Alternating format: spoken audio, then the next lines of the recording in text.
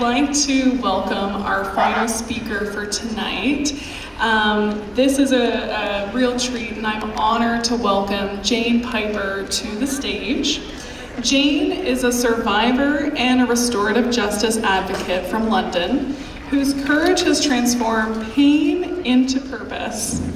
After surviving a violent assault in 2003, she began sharing her story, breaking the silence around sexual violence and showing us the power of using your voice in healing. Her work has taken her into prisons across North America, into conversations with people who have caused harm, and into spaces of support through the London Abused Women's Centre. Now, as she completes her memoir, The Other Side of Violence, highly recommend, Jane reminds us that storytelling can be an act of resistance, healing, and hope. Please join me in welcoming Jane Piper to the stage. Hello, hello. 30 years ago, I attended my first Take Back the Night march in Montreal, actually, and I'm very honored to speak here tonight.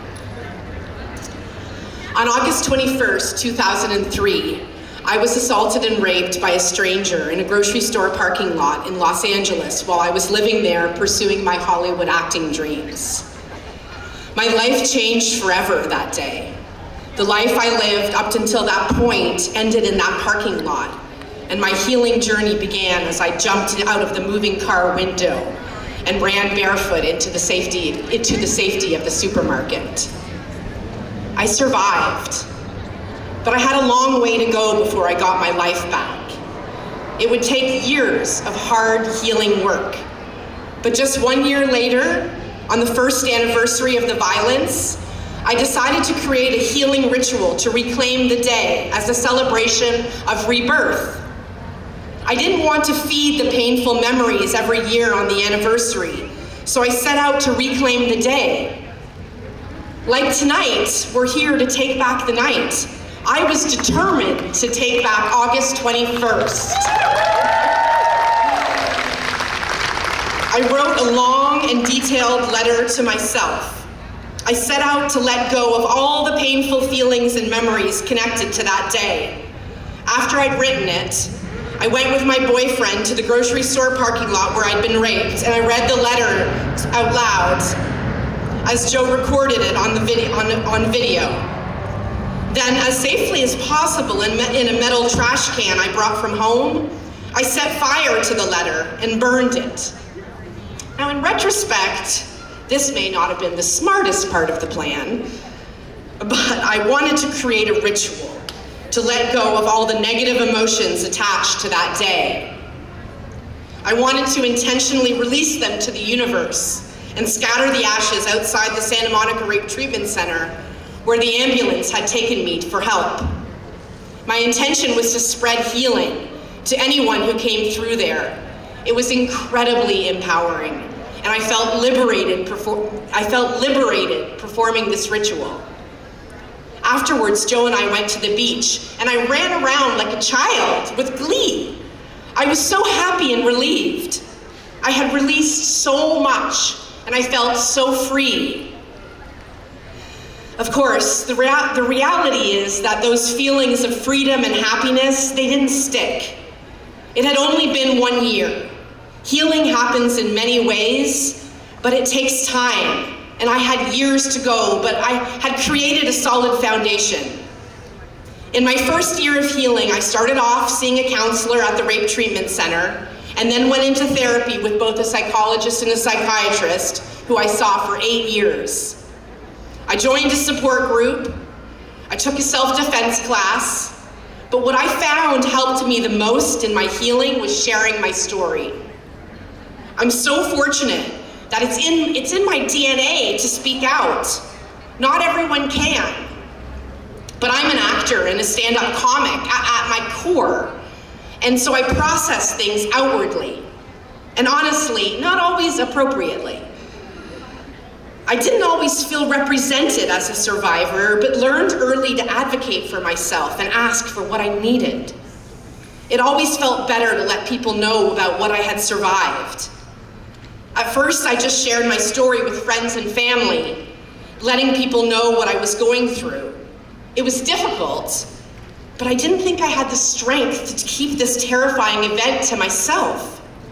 I had changed. I wasn't the same person anymore. Something in my being splintered into a million pieces that day in the parking lot, and I knew it was going to take a lot of work and a long time to find myself again. Honestly, I was a bit of a disaster, and I needed to rebuild. I was determined to recreate my life, to recreate myself. I also began sharing my story publicly, first at a fundraiser for the Rape Treatment Center, and then I began writing and performing my story at different events, just to share and experience the freedom I felt in disclosing my experience. I even did stand-up on the topic. That was interesting. But it's part of who I am. I'm a storyteller. Not everyone wants to hear about the violence that exists in the world. There are so many ways that survivors can feel silenced, as friends and family and even therapists can tell us there is a place for these stories. But where is that place?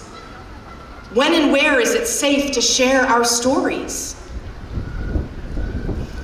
As I look out at all of you, I know that right here at Take Back the Night, this is a safe space.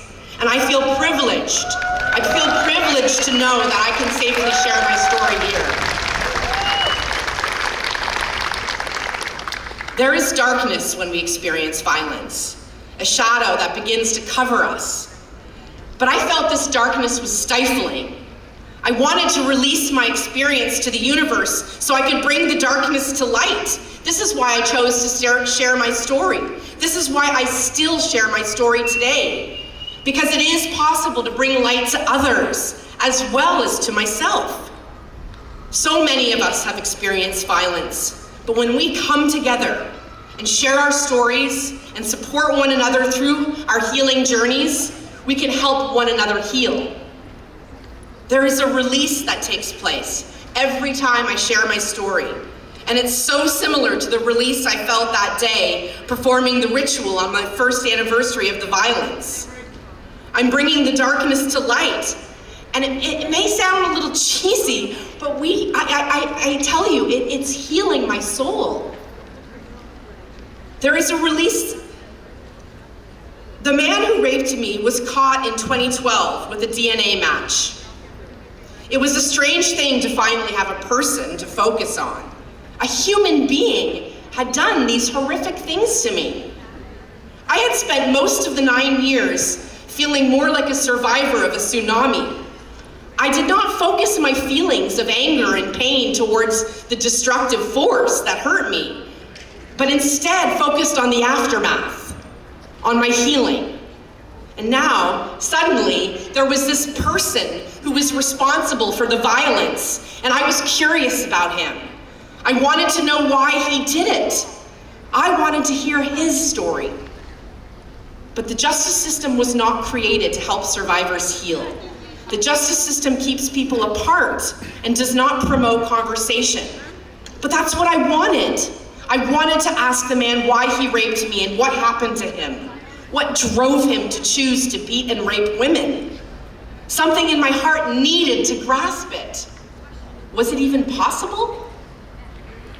If survivors together had more of a voice, we could decide how to move forward in our justice system and get what we need. It's important to let survivors lead, but each survivor is different. We must voice our needs and give ourselves permission to have our needs met. It's consent. We give ourselves consent to heal. I was introduced to restorative justice. Restorative justice is an approach to justice that seeks to repair harm by providing an opportunity for those harmed and those who take responsibility for the harm to communicate about and address their needs in the aftermath of a crime. The man who raped me ended up pleading guilty in 2014 and was sentenced to 20 years in prison. I read my victim impact statement at the sentencing hearing, but I wanted a conversation.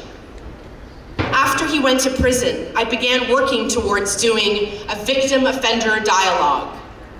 This would be a face-to-face conversation with the man who raped me, so I could talk to him about why. Sadly, he was not ready for accountability. But a surrogate healing dialogue was proposed instead. I would visit a prison in California where the facilitators I was working with did accountability workshops with men who have caused violent crime. I would sit in a circle with the men and share my story. Then one man who had caused similar harm to what I had experienced would share his story. We would ask each other questions, and then the men in the circle would also ask questions. This was the conversation I had been waiting for. Maybe I could get answers from someone else who had caused similar harm, but had done some deep accountability work. I jumped at the opportunity, and in December of 2019, I visited my first prison, I met Christopher, and it transformed my life. Christopher raped 2 women in his car and spent over 25 years in prison thinking about what he had done, doing many different programs, including the accountability program that I visited. Christopher's remorse was vividly apparent, and he owned and he took responsibility for what he'd done. He answered every question I had for him with honesty and candor, and I felt my heart opening as I spoke to him. Something powerful happened that day in the prison. I witnessed real accountability, and it's what I needed. Even though Christopher was not the man who harmed me, I felt deeply impacted. He was genuinely a surrogate for my experience. I saw Christopher and all the men I met there as the human beings they are, as flawed individuals who made terrible choices in life, but they were human beings. If you told me 22 years ago that it would take going to a prison to truly open my eyes to our shared humanity, I would have thought you were nuts. But it's the truth, for me. I carried so much rage before I had this restorative healing dialogue. 16 years had passed, and I had healed in many ways, but I still carried the rage of being victimized. Having this important dialogue, it made it possible. It made it possible to finally let go. Something powerful happened. It wasn't that he said anything magical that I had never thought of before, but it was the act of having the conversation itself. There was a communion taking place, and both Christopher and myself, we were open to what was happening. We were showing one another the other side of violence, and because of this, it was healing our hearts, healing our souls. It made us whole. I will never forget that day. The trajectory of my life changed. I began traveling to prisons to share my story regularly, to teach victim impact, to end the cycle of violence, to help others heal, but also to help myself heal. In opening myself to our shared humanity, I was able to see the power in sharing our stories, and it brought me deep and fulfilling joy. Joy! Going to prisons, I tell you. It's important we all share stories with one another. It opens our hearts and it brings us closer together. In this fractured time in history, when we are often called to divide and separate, it is the opposite that brings us peace. We must come together. Last month, on August 21st, on the 22nd anniversary of my assault and rape, we brought together a group of women for a drop-in support group at the London Abused Women's Centre, where I now work as a peer support worker. The topic for the group was reclaiming your life after violence. I shared my story about the first anniversary of my violent experience. I read the letter that I wrote to myself, to the women, and we talked about the power of ritual and intention.